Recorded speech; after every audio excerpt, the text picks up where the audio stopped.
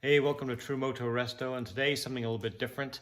Not a street bike, not a restoration. I'm just going to take a look at a Beta EVO 300 two-stroke trials bike.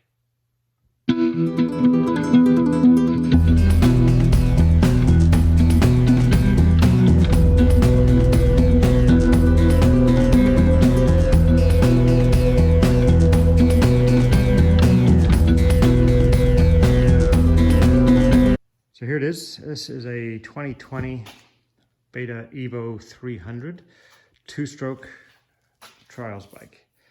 I bought this brand new in 2020, and I think as I may have mentioned before, it's way more capable than I am.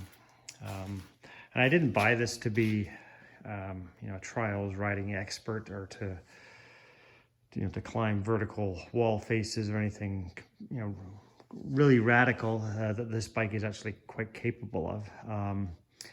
I originally, before this, I had a 2014 YZ250F, which I felt every time that I got on it, it was trying to kill me. Now, not that this is any tamer from a power to weight perspective, it isn't.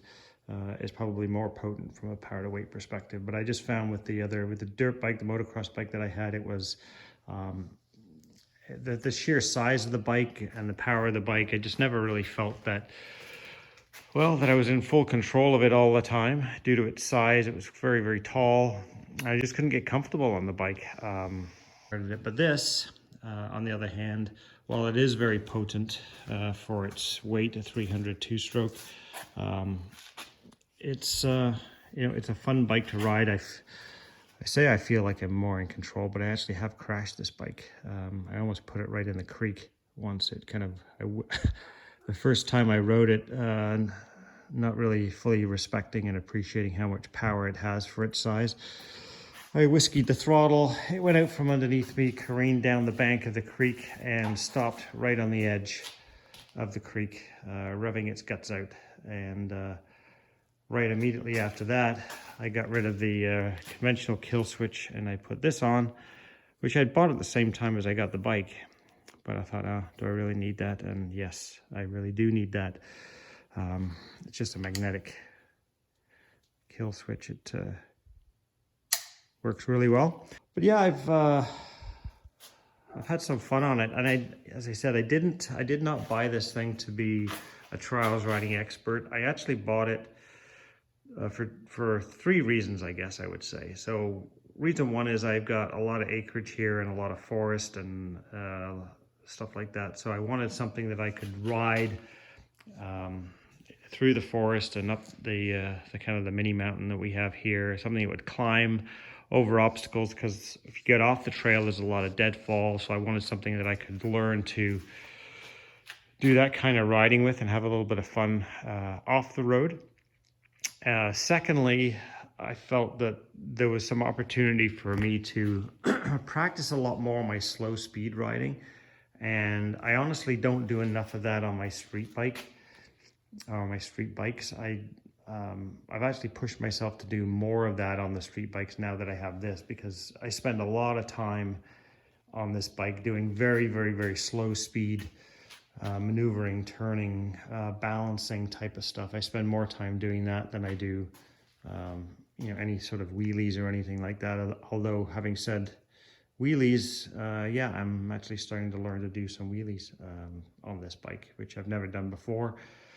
And it really does force the throttle control, clutch control, reflex on that rear brake to bring the front end down. So it's kind of pushed me to practice my general riding skills more. And since I've gotten this and I've taken the time to learn, some of the things that you can do and the way you have to ride one of these, I think it has made me a more competent street rider as well. Just because I think you just become more aware of controlling everything a little bit better. Whereas before, maybe I would just kind of hop on the bike and just go out for a ride and not really think too much about it. This really does kind of make you appreciate the the controls and the skills around, whether it's throttle modulation, clutch control, brake control, all of those things together.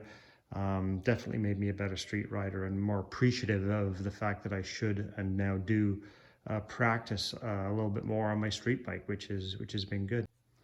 And thirdly, I guess a little bit more from a fitness perspective. I think more than riding on the street bike, riding on the dirt and riding a trials bike has been a little bit more, a little bit better for my core strength, I guess, and my legs, because obviously there's no seat here, so you don't sit down, you're standing the entire time with your legs a little bit bent and flexed. So, you certainly do work your leg muscles a lot more, and when you're balancing, it's pretty good for your core muscles and that kind of thing. So that was my other motivation.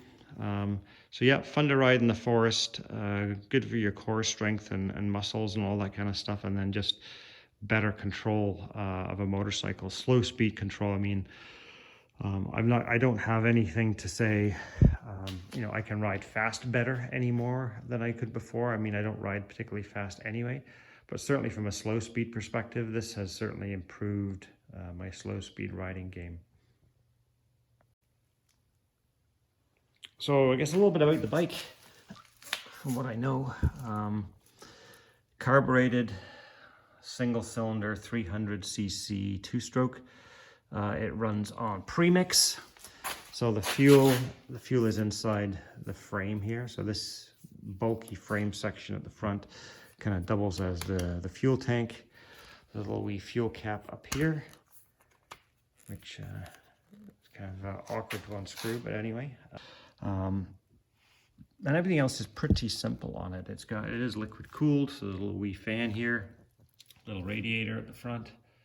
That filler neck, when I first saw it for the radiator, I thought, boy, that looks vulnerable, but I guess just from where it's positioned up on the underside of the frame here, the likelihood of hitting that on anything is small. When I got the bike, I did buy some extra protection for certain parts of the bike. I put on these frame protectors and swing arm protectors. They look like carbon fiber. They're not. They're just plastic, but it saves the paint and the decals for sure. At the time I was looking, I never found any fork protectors, although I know they are available. I never bothered putting them on. I did buy a genuine carbon fiber protector for the exhaust pipe, for the expansion chamber there. But yeah, it's kickstart. Obviously, these things are built to be as light as possible. So kickstart, and the strange thing is, and I know, comment below if you know the answer to this, but the kickstart is on the left. On most bikes, it's on the right. And the chain and sprocket are on the right, where on most bikes they're on the left. So I'm guessing that the general layout is something to do with, I don't know, the balance of the bike, keeping it as even as possible. And putting all that stuff on one side versus the other has something to do with even weight distribution or something like that. But I don't know. If you know the answer to that, let me know in the comments below. So I find when I start this bike, and I might fire it up after and take it for a ride. I'll see if I can film some of that. I still use my right foot. I just start it from this side here. So, which I don't know, it seems to work for me. So just a couple of the other small features on this thing. So this thing also has this mode button here. So dry mode, wet mode, and I guess just controls the ECM to either give you softer or more aggressive power delivery. I have never run this thing in anything but rain mode. I do everything I can do to tame it down. Similarly, I never run this thing in first gear. Even when I'm just putting around at slow speed, I always start off in second. It just makes it less aggressive. And being a learner, a beginner on this, I just try not to have the thing get away on me, which it would be quite easy to do. It's quite a weapon.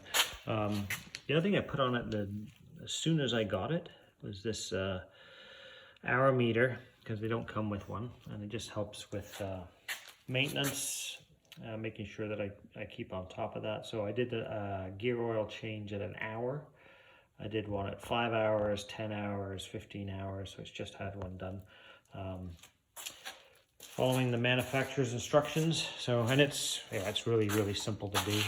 There's a drain plug under there, which is easy to get to. There's a filler plug right there. I think it is right there. But yeah, super simple. But this year I might actually, since I got no room upstairs, I'm going to leave it downstairs here, and I'll probably run around in the snow a little bit. Not in the deep snow, but just on the driveway, just to be able to get out on a bike a little bit over the winter time. We'll see how that goes. Right, so fair warning here. I'm not an expert. I'm just an idiot messing around on a trials bike here, trying to build a few skills, so bear with me.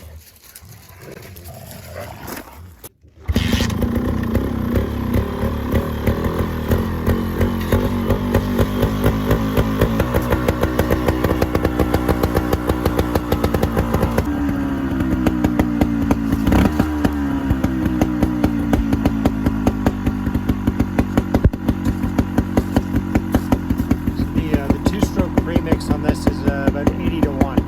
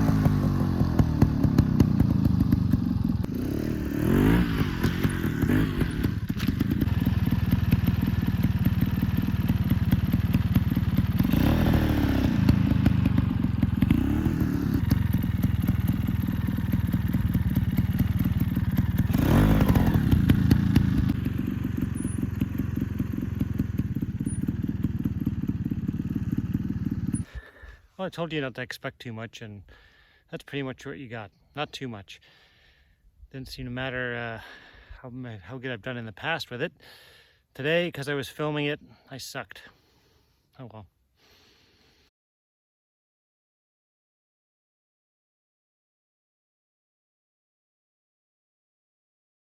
It's a good idea to practice no matter what kind of bike you have, whether you got a street bike or a dirt bike or anything else. Practice. It took me a long time to realize that just how mediocre of a rider I am in whether it's a street bike or anything else, and just getting on the bike and going out for 2 hours, 3 hours, 4 hours, whatever it takes to ride isn't the same as practicing. This is just one of the ways that I've kind of chosen to sort of explore the boundaries of my riding skills and try new things and develop in them some way or another. So hope you enjoyed it. Thanks again. Appreciate everybody watching. See you next time.